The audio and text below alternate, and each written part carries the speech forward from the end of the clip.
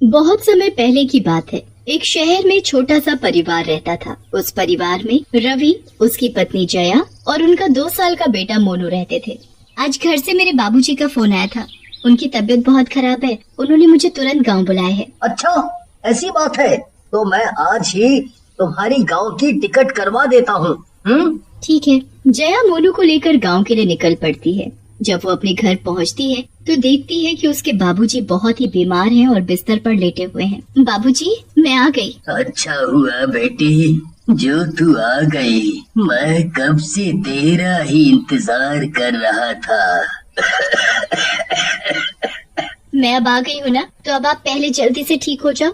जया के बाबूजी धीरे धीरे ठीक होने लगते हैं। वो मोनू को जान से भी ज्यादा प्यार करते हैं और दिन भर बस मोनू ही मोनू करते रहते हैं। बेचारे बाबूजी यहाँ अकेले कैसे रह पाते हैं, तो पता नहीं वो कैसे मोनू को वापस जाने देंगे। उनको तो हर वक्त मोनू ही चाहिए। जया अपने बाबूजी का अपने बेटे के प्रति प्यार देखकर खुश भी होती है और उसे अब चिंता भी होने लगती है। पर बाबूजी तो मोनू के साथ बड़े ही खुश होते हैं। वो पूरा दिन बस उसी के साथ खेलते हैं और उसी के साथ ही खाना खाते हैं। मोनू भी अपने नाना को अब अच्छे से पहचानने लगता है और उसे भी अपने नाना के साथ रहना अब बहुत अच्छा लगता है। एक दिन जब सब लोग खाना खा रहे होते हैं तो जया अपने बाबूजी से बोलती है, बाबूजी, वो मैं बोल रही थी कि अब हमें यहाँ काफी दिन हो गए। आप भी अब बिल्कुल ठीक हो और मोनू के पापा भी वहाँ अकेले हैं, तो अब हमें वापस शहर चले जाना चाहिए। हाँ बेटी, बात तो तुम सही बोल रही हो, पर समझ नहीं आ रहा कि मैं मोनू के बिना अब कैसे रह पाऊंगा। तेरी माँ के जाने के बाद बिल्कुल अकेला हो गया हूँ। अब मोनू के साथ रहकर इतनी खुशी मिलती है कि मैं बता नहीं सकता, पर क्या कर सकता हूँ। आप परेशान न हो बाबूजी, आप हमारे साथ ही क्यों नहीं रह लेते? नहीं बेटी, हम लोगों के लिए तो बेटी के घर का पानी भी पीना पाप है और तुम वहीं रहने की बात कर रही हो। ओहो बाबूजी, आप भी ना कैसी बातें कर रहे हो। आजकल ये सब कोई नहीं मानता। तुम ये सब गांव की बातें नहीं समझोगी। खैर, कब जाना है तुम्हें वापस? मैं भी तुम्हें शहर छोड़ने चलूंगा। अरे, आपको तकलीफ उठाने की कोई जरूरत नहीं है, मैं चली जाऊंगी। मैं तो अपने मोनू के लिए जा रहा हूँ। इस बहाने मैं उसके साथ थोड़ा और वक्त बिता लूंगा। ठीक है बाबूजी। जया, उसका बेटा मोनू और उसके बाबूजी तीनों शहर की बस में बैठ जाते हैं। अरे बेटा मोनू, ये देखो बाहर कितने सुंदर सुंदर पेड़ हैं। मोनू अपने नाना की गोद में बड़ी खुशी से खेल ही रहा होता है कि अचानक बस का एक भयंकर एक्सीडेंट होता है। बस सामने से आ रहे एक ट्रक से बुरी तरह टकरा जाती है। बस अपना संतुलन खो देती है और नीचे नदी में गिर जाती है। बस में फंसे सभी लोग चिल्लाने और बाहर निकलने की कोशिश करने लगते हैं। जया तो उसी वक्त पानी में डूब जाती है, पर मोनू के नाना मोनू को ढूंढने के लिए हाथ पैर मारने लगते हैं। वो जैसे तैसे मोनू का हाथ पकड़कर रखते हैं और उसे पानी में डूबने नहीं देते। वो खुद पानी में डूबने लगते हैं और धीरे धीरे उनकी सांस बंद होने लगती है। थोड़ी देर में मोनू के नाना मर जाते हैं। मोनू के नाना मरने के बाद भूत बन जाते हैं और मोनू को मरने से बचा लेते हैं। इसके बाद वो इंसान के रूप में खुद को बदलकर मोनू को घर ले जाते हैं। मोनू और उसके नाना को घर वापस आते देख पड़ोस की शीला उनसे पूछती है, अरे बाबूजी, आप वापस कैसे आ गए और जया कहाँ है? वो अभी मोनू कुछ और दिन यहीं मेरे पास रहेगा और रमा भी बस पीछे पीछे आ रही है। अच्छा, चलो ठीक है। नाना जी मोनू को जल्दी से घर के अंदर ले जाकर दरवाजा अंदर से बंद कर देते हैं और वापस अपने भूतिया रूप में आ जाते हैं। अपने नाना का ऐसा रूप देखकर भी मोनू बड़ा खुशी से उनके साथ खेल रहा होता है, जैसे उसे उनसे कोई डर ही नहीं है। मोनू के नाना उसके भीगे कपड़े बदल देते हैं। थोड़ी देर बाद मोनू को बहुत तेज भूख लगने लगती है और मोनू बड़ी तेज रोना शुरू कर देता है। अरे रे रे रे, मेरे बच्चे, चुप हो जा। मैं अभी तेरे लिए दूध लेकर आता हूँ। भूतिया नाना मोनू के लिए दूध लेकर आते हैं और उसको पिला देते हैं। दूध पीकर मोनू चुप तो हो जाता है, पर अब वो सोने के लिए परेशान होने लगता है। मोनू को तो बस अपनी माँ की गोद में सोने की आदत होती है।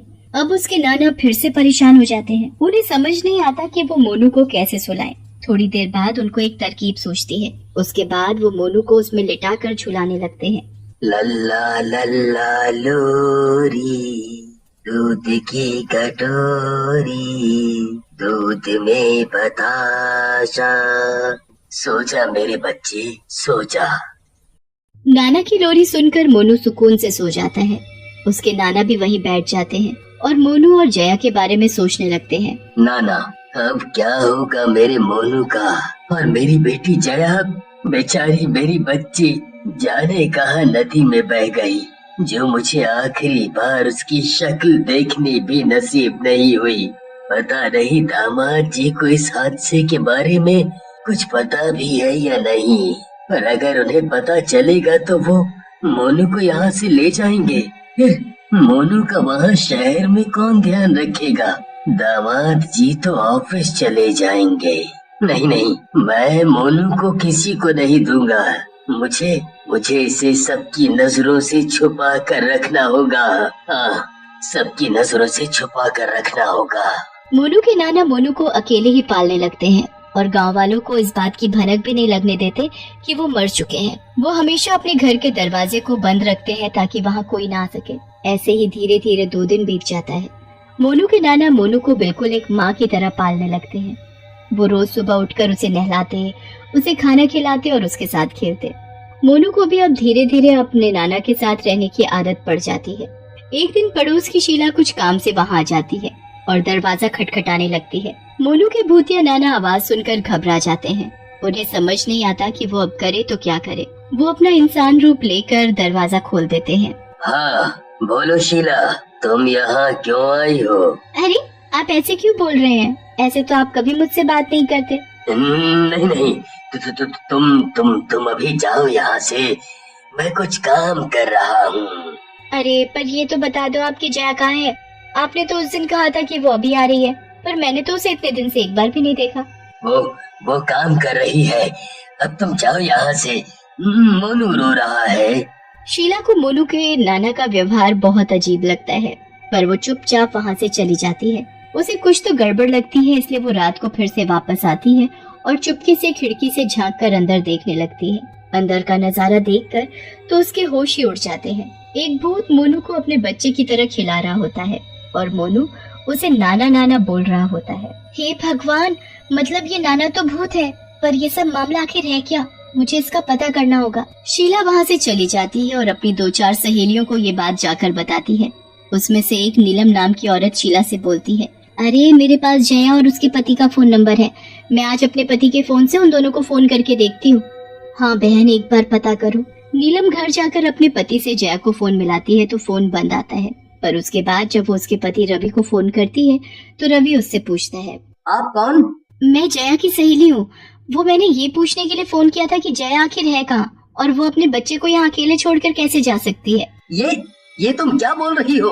जया, मोनू और उसके नाना की तो मौत हो गई है। जब वो घर वापस आ रहे थे तो बस नदी में गिर गई थी। किसी का कुछ पता नहीं चला। मैं तो आज तक उसी दुख में हूँ। अरे पर मोनू तो यही है और वो अपने नाना के घर में है। आप यहाँ जल्दी आ जाओ क्योंकि उस बच्चे को किसी भूत ने पकड़ रखा है जिसे वो बच्चा नाना बोलता है। ये बात सुनकर रवि की तो हालत खराब हो जाती है। वो तुरंत गांव जाता है और घर पहुंचकर दरवाजा खटखटाने लगता है। जब कोई अंदर से दरवाजा नहीं खोलता तो वो गांव के लोगों को इकट्ठा करके दरवाजा तोड़ देता है। अंदर मोनू अपने भूतिया नाना की गोद में खेल रहा होता है। मोनू, मेरा बेटा, मेरा बच्चा, तू जिंदा है। ये तुमने मेरे बच्चे को यहाँ क्यों कैद किया हुआ है? कौन हो तुम? नाना बेटा, तुम इस भूत को नाना क्यों बोल रहे हो? क्योंकि मैं इसका नाना हूँ। उस दिन हादसे में सब मर गए, पर मेरी आत्मा मरने के बाद भी मोनू को बचाने आ गई। मैंने मोनू को बचाया और यहाँ ले आया। आपने मोनू को सबसे छुपा कर क्यों रखा? मेरा मोनू ही मेरे जीने का एक सहारा था। मैं किसी पर भरोसा नहीं करता, इसलिए मैंने ऐसा किया।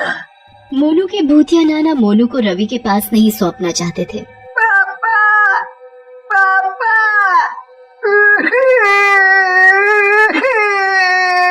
वो अपने नाना की गोद से निकलकर अपने पापा के पास भागता है। रवि जल्दी से मोनू को गोद में उठा लेता है। रवि का मोनू के प्रति प्यार देखकर उसके नाना को समझ आ जाता है कि वो मोनू के साथ गलत कर रहे हैं और यही सोचकर वो वहाँ से गायब हो जाते हैं और उनकी आत्मा को शांति मिल जाती है।